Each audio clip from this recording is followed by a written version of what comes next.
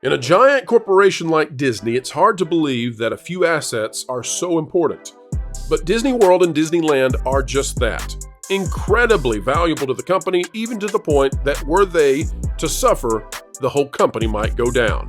And that's why, as we are now learning, Disney has perhaps mishandled the rollout of huge changes to the Magic Kingdom. We're all beginning to wonder if Disney knows what they're doing with the destruction of Frontierland.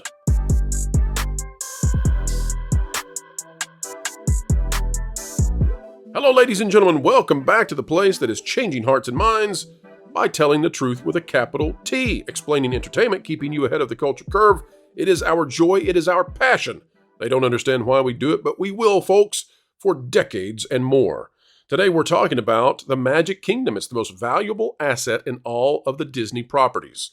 Of course, it drives the economy of the rest of the Walt Disney World Resort, and it generates something like 1/3 of all of the profits of the entire company. Yes, it dwarfs everything else that Disney owns. And yet, Josh D'Amaro, head of Disney Parks, said they were ready to roll out these major projects and that they were shovel-ready. Dirt was already moving. Turns out, though, that the government approvals for such things that Disney's preparing with the destruction of large parts of Frontierland and a change of a quarter of the park, well, none of that had been, approved. Small details, right? And now it looks like that might not be coming anytime soon. Small details, right? Let's bring on the panel. We'll tell you why this is a very big deal and why this story gets even more bizarre with every additional day. They're in a bit of a panic because the changes that they have been doing have not been well received, and they're getting ready to make even bigger changes. I want to go to Epcot Emily, and if your name is Epcot Emily, well, you know a lot about Epcot. So let's see what Emily has to say about the changes that have been made. Emily says, "Nothing could have prepared me for just how awful the Epcot Future World changes are. Everything is so much worse in person. The noise pollution from the outdoor show leaks into other areas of Future World in the beginning of the World Showcase. It's all so embarrassing. We went from a thoughtfully planned, symmetrical, dynamic area to something that feels lifeless, slapdash, and trite. The original spirit of Epcot is dead, at least completely, in what was known as Future World. The park that I loved and inspired me is dead. World Showcase retains some of the original spirit. There's more edutainment than Future World. I'm glad that the 360 shows, some exhibits and impressions remain, albeit tainted by an awful, unruly, drunken guest behavior. Yes, it is the largest outdoor bar in the world, and they need to do a better job of policing some of that. Guardians is a fun ride. It does not belong. Why is it there? Goodness gracious, why is it there? The park is suffering from extraordinarily poor decisions from people who seem to just not care about the history and gift they were entrusted with of shaping such a park. Epcot was my favorite park. I worked there. So many memories growing up are from there, of learning, marveling, and being inspired. It feels dumbed down, mistreated, and void of what made it so great. For me, it's both enjoyable and extraordinarily depressing to visit now. All that to say, I just don't know. I have no hope that it'll get better. Disney has sunk endless money into embarrassingly awful creative decisions that will take decades to undo if they decide to change it again. I do not trust them to create anything great anywhere anymore." That's coming from someone who loves Epcot tremendously. And what do we have over here? Out of the Disney Tourist blog, which I have become a much bigger fan of. I wasn't aware of this website years ago. The more I read it, the more I like it. Disney Tourist blog, Tom Bricker, the author here, says, "When will Rivers of America and Tom Sawyer Island close at Magic Kingdom?" Jonas, let me give you the go-ahead. Share with us a little bit about the shovel-ready aspect to the Cars expansion that we were told was on the way, and what you've heard in regards to whether or not it's actually ready to go. Okay, well, let's first of all talk about the fact that Josh D'Amaro did say that dirt was moving at D23 on the Villains Land expansion, which is part of the Cars Land, presumably Cars Land first. This is very surprising to us because in that they talked about Tropical America's Land over at Disney's Animal Kingdom being several years out and a prospective thing they were eventually going to start on, despite the fact that we have seen internal documentation that would indicate that things are already moving, plans are already being made, things are being manufactured for that Tropical America's Land over there. The IP carousel that I guess that's public now, where they have all the different animals in a carousel outside of the Encanto ride. Anyhow, we know that dirt is actually moving for tropical Americas. And with this, they say that dirt is moving, but then SwiftMud, which is the South Florida Water Management District, has said, hold on here. Hey, so you've put in this application for doing this. We would like more information. They would like something like an actual environment impact report here for all of this, because that green area right there on that map, if you stop, that is marginally unsuitable. That's in quotes, marginally unsuitable land right there that they're wanting to use as a staging area for materials. And also that area inside the purple is all active wildlife habitat, because it's connected to the Seven Seas Lagoon. And if you've ever been anywhere in Florida, you know that any open body of water probably has an alligator in it. That's what the residents know. And that's why we don't let our kids near the water without supervision, especially the small ones. Anyhow. Unless you're tired of them. That's true. That's very true. So right now they're giving them 90 days to respond with what sounds like a very extensive environmental impact study that they're going to have to do in order to make this thing happen. So shovel ready is either they have gone ahead and done this without the permits, or maybe that's not true. I'm leaning towards the latter. I want to read this, though. This is really important in terms of the timeline. It says, about 1 month after the permits were filed, the South Florida Water Management District that you were mentioning has responded to Imagineering with a 6-page request for additional information, letter regarding the 407 Basin Stormwater Modifications Project. As the name suggests, this is a request for additional information, clarifications, and corrections, as well as changes or revisions to parts of the plan.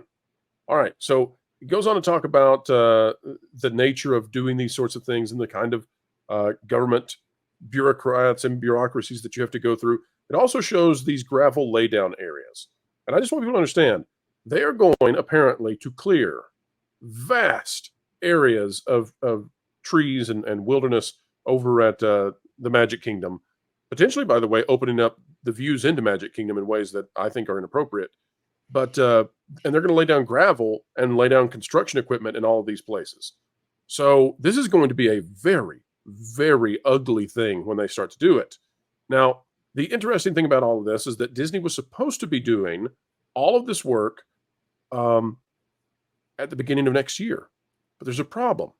Take a look at this paragraph right here. It says, the South Florida Water Management District is requesting a complete response that addresses all of the problem points. If one is not received within 90 days of the letter, Disney's application will be processed for denial. Imagineering may also submit a written request for extension via the e-permitting website. Now, this article just came out. And what that means is we are now about a month or more away from when Disney made this announcement, when it was supposed to be shovel ready and things were already moving. That was the announcement. Well, if Disney still has 90 days, and then, by the way, that doesn't mean that the process is over. It means that the South Florida Water Management District will then take a look at Disney's response, and we'll let them know if they have more issues or if this is okay or what they might say in response. I guess what I'm getting at is Disney came out yet again and said, hey, we're ready to do this thing. We're already doing it, in fact. That's the big news. We're already doing it. No, they weren't. No, they're not. And I don't see necessarily an end to this that's going to be expedient. And the reason I don't is because I don't think they thought through some of this stuff exactly. The other thing that I would say is I don't think any of this is actually political. I think this is legitimate environmental concern that is coming from the state of Florida to Disney and saying, really, you're going to wipe out, I mean, I don't know exactly how many acres that is. If we go back up to the to this, I don't know exactly how many acres that is. I would guess it's somewhere in the vicinity. It's probably over 100 acres. Yeah, approximating 100 acres of trees you're to clear and fill with gravel before you ever start on this project. This is going to take forever, and they're going to be mired in all kinds of regulatory issues. Panel, any disagreements? And let's bring in, by the way, he's here for a different reason, but we'll bring in Vash in case he'd like to weigh in as well. But panel, your thoughts on all of this? I have a thought initially. This is the first time that they've ever had to answer to anybody else for a major project like this. They haven't had to. And so what my thoughts around this are, they got caught up in just business as usual, the way they just kind of waved things about and said, oh, we bought other land. We're going to use that as a set aside for this wildlife, area that we're taking out. We're replacing it with another one. They can't just do that anymore amongst all the other things. And because of the way the water feeds throughout there, and there's a series of managed canals, as many people here know, this panel's very informed. They move water around pretty regularly here and manage floods and other problems. And they're all interconnected waterways for the most part. So this is a massive impact to that land. It's also an issue with affluence, because you're now going to change what runs off into these waterways, these protected waterways and such. This is a massive change, and these environmental groups are going to want answers. So you can't. I thought you were talking about rich people. No, effluence. Oh, not affluence. Effluence. No, they have the effluence problem in Adventureland right now. Yeah. Yeah. Anyway, so the whole problem being is that you what runs off is a problem. There's like 100 different civil engineering problems that they have to account for when they are doing this environmental impact study. Not just a matter of, making sure there's actually limestone to anchor any pilings to that's, reasonable to reach. This area was marked as not perfect buildable situation, but quasi buildable or partially buildable. Well, the fact they're going to fill with gravel means they intend to use it for construction in the future. There's no doubt about that. And this would corroborate my reporting that they plan to put a hotel in the future on that area west of the canal, the access canal. There's no way you would fill that with gravel unless that's what you plan to do after the construction equipment moves. There's just no way.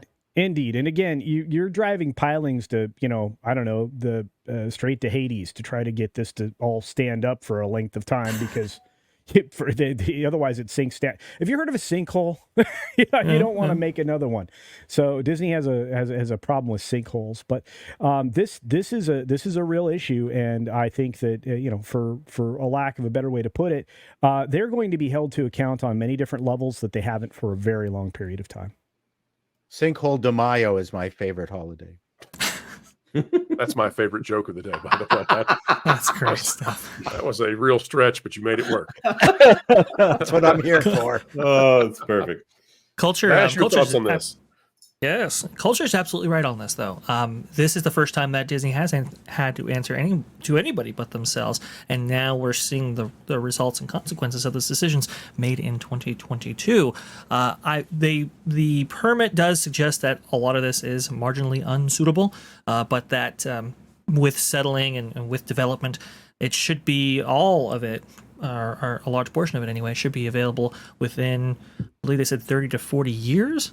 So all of it is going to be marked for development at some point. It's just that right now they didn't go about this process properly because they really have never had to do it before.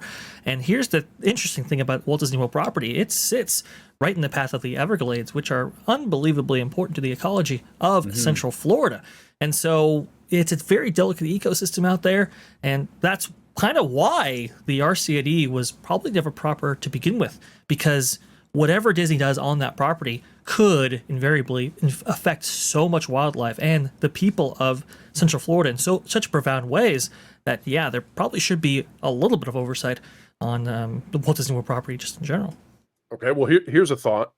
If I'm Disney and I've got this government pushback now, and it's going to delay me out before we ever even get to the point of doing any of this lay down of gravel, how long is it going to take them to cut down all those trees, put down all that gravel before they ever put the construction equipment there, before they can ever begin to fill in the rivers of America? It's going to take a long time. Yeah. If I'm Disney and I've seen the response to these plans, it's time to jettison what I'm doing. Because to go back to that Epcot discussion, what they did at Epcot has been extremely poorly received. What they have done at the Magic Kingdom has been poorly received. It is time to toss out the people who are tossing out these ideas and get a different team in here, come up with a different plan. There's no reason to go forward when not only do you have your consumers hating on you, but now you have government agencies saying, what are you thinking? So it's a perfect chance to get off. It would be an abdication of duty for the South Florida Water Management District to say, go ahead and just do whatever you want with this large amount of water that you're going to be moving here. This is something where, it is man-made, but they've man-made it into something that should be managed by this entity. And I wonder if they would have tried to say that the Reedy Creek Improvement District superseded them in this case. But this is something where the state of Florida would be remiss if they said, go ahead and move all of this. We're not even going to look it over. So I think that Florida has no other option than to ask them to actually do the work on this. Folks, we've come to the end yet again. Put this one in the Burakasha category of excellence. Hope you had a great time. If you did, we hope you're inclined to click that like button, share, subscribe.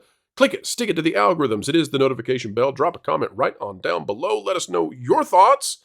And folks, if you would like to see Frontierland, Rivers of America, Tom Sawyer Island, and all the rest saved, because there's plenty of land to do this elsewhere and still have all the stuff that you still have, well, let us know. We'd love to hear from you. Maybe Disney will take notice. Until the next time, keep learning, keep growing, and keep having fun.